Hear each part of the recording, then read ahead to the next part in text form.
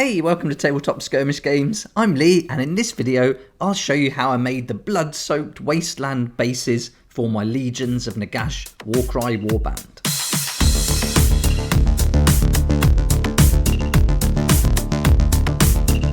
Here's the dry, dusty, crusty wastelands that I wanted to create for my Legions of Nagash, and here you can see one of the miniatures on the base here, and this technique I use for the whole warband, and I really wanted to create that blood-soaked wasteland look.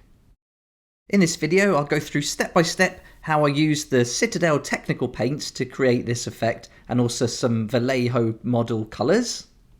I recently picked up the Agrellan Earth and Agrellan Badland and was really looking forward to trying this out, and I thought it would be perfect for the Legions of Nagash. Okay, let's get started, and the first paint is the 0.926 red from Vallejo, and I'm just using an old scruffy brush, and I'm just going to give this one nice thick coat all over the top of the base there, and I'm just being careful not to go over any of the parts of the miniature that I've already painted. And so I'm doing this a little bit different to the previous warbands that I painted and made bases for. I really wanted to have these skeletons kind of coming out of this dusty dry earth, and I wanted them to be part of the base, so I glued those on first, and I thought I'd paint the miniatures first and then paint the base. So I mean, you've got loads of options how you do this. You could make all the bases separately, paint those, paint the miniatures separately and glue them together, or of course you could glue the miniature to the base, then paint the base and then paint the miniature. But for these skeletons I just thought doing it in this order just made sense, and it really made them look like they belonged, and they've come out of that crusty dry earth and emerged ready for battle. Right, so this is the first step done, and we'll let that dry completely before moving on to the Agrellan Badland. And this is like a real sandy texture, and you can see here, I'm just going to get a toothpick and just dig in there to give you a look. It's really like sandy and thick and gunky, and this is going to give us a little bit of effect of some raised earth, just so the base isn't completely flat, and this is just going to mix it up a little bit. And so just using that toothpick, I'm just getting a blob, and I'm putting it on, and I'm putting it on quite thick, because this is going to dry, and as it dries it goes a little bit flatter, but it keeps a lot of the height. So I'm putting a big chunk on there, and I'm going to put this on 3 separate areas of the base, and the idea with that is like this like rule of 3. It kind of looks aesthetically pleasing, so it's going to look natural as well, having that odd number there, and it's just going to suit it and break up the flatness of the base and give a little bit more texture to it. So you can use the technical paints like this, or you could just use some PVA, mix it with some sand and a little paint, and I think you're going to get pretty much the same effect. But for just convenience, and also I wanted to try it out, I thought these technical paints would be interesting to use. I thought it'd be cool to share it with you as well, just so you can see how they come out once they've been used on a base.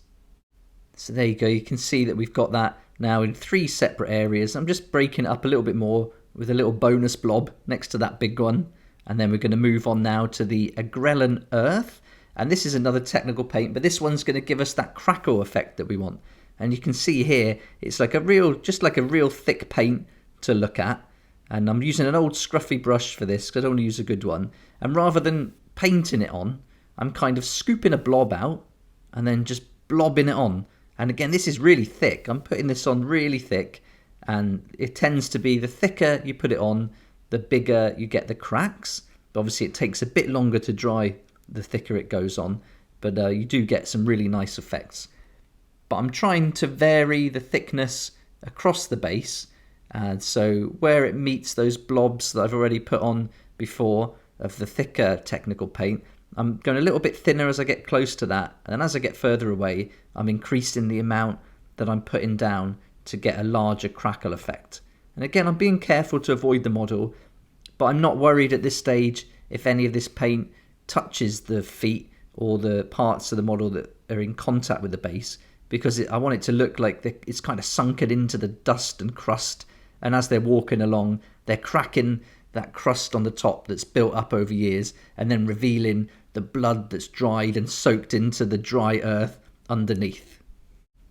So there we go, I'm just going to blob it on, make sure it's all completely covered, and it's good to have a nice thick covering, because if you put it on too thin, as it cracks, it can pull away, and you don't want it to reveal too much of the red underneath for this effect.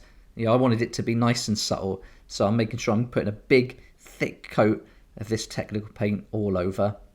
And another reason for using this technical paint is there's so many of these skeletons. I mean, there's 15 fighters plus the Necromancer in the Legions of Nagash Warcry Warband pack. So I didn't want to take too long to paint them all, and the contrast method I've used on them got them done pretty quick, and then this base is going to allow me to get it done pretty fast as well. But also it's kind of in keeping with the narrative that I wanted to play along with the Warband.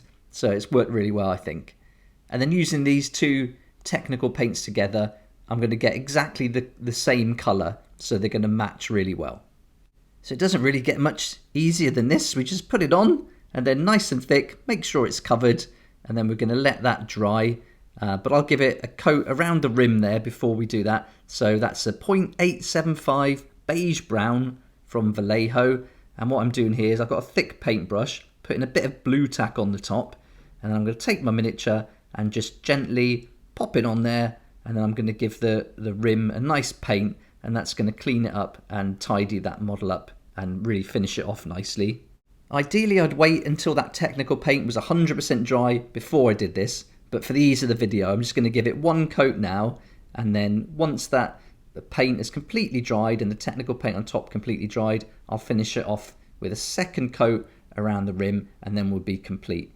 But here we go. You can see this paintbrush with the blue tack works really nice as a little turntable, so I can load my brush up with that paint, and I'm just using a little palette, like a little plastic palette there, and then I'm just getting it nice and thick on the brush, and then spreading that around, covering it all up, giving it one nice even coat, and then I can spin that brush as I go, just so it helps me, so I'm not moving around the miniature, I'm not touching it at all, I'm not going to mess up any of the paint I've done, so I can just spin it round and then give that a nice coat. And I'm like coming away from black for doing the rims here, and I've seen a lot of people painting the miniatures like this with different colours that match the kind of model or the tones you've got on the base, and I think it looks really nice. So I really like this beige colour. I think it suits it really well, and it's going to finish it off nicely, but you've really got to paint the rims at the end to make the model look nice and tidy, and it's just a great way to finish the model and get it tabletop ready. So there we go. This has been overnight. I've left this, and you can see that Crackle paint there has dried really well and given us some nice cracks. And if we come in close, it's really subtle, but you can just see that red coming through underneath, and that really kind of works for my idea of the dry, crusty, dusty earth, the blood-soaked wasteland that the skeletons are walking through and have come out of. So there we go, that's all dry. So now I'm going to give that beige brown one more coat along the rim here, and then that's going to be us all finished. And if you want to, I mean, I'm just going for tabletop ready standard here, so but if you want to, you could give the base a dry brush and just go for like a lighter beige colour, just give it a dry brush. You can also put washes over these technical paints, and I'll be trying that on some different coloured technical paints and different effects on some other models later on. But for this one, I've just left it. I'm not too worried about highlighting them. I'm going to play with them a few times and see what it looks like on the battlefield, and if it needs a highlight I can always come back to it, but I don't want to take away from that subtle red effect coming through the cracked, dry, crusty earth underneath. And there we go, that's all finished now. We've finished it off with a nice paint along the rim there, and that's really thoroughly dried, and we've got a really nice crackle effect coming through. And I've used this for all the members of the warband, so all the fighters have got this on their base, and I'll do a similar effect on the Necromancer as well.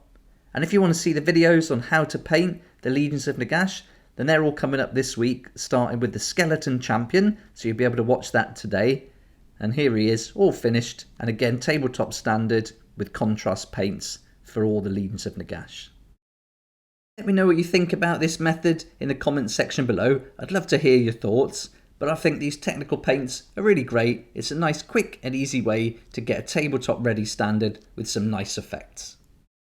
I'll put links to everything we use in the video in the description below, and there'll be affiliate links to Element Games, but they won't cost you anything extra. In fact, they can save you up to 20%, and for every sale made through a link, I'll get a small commission, and that's going to help me develop the channel, create many more videos, and so thanks so much for that support. I really appreciate it. I hope this video has been helpful and given you a good look at these technical paints and what they can do. If you've got any questions about them, just pop them in the comments below. And thanks so much for watching. Please like if you like it, subscribe for more videos like this, and don't forget to hit the notification bell to join me next time on Tabletop Skirmish Games.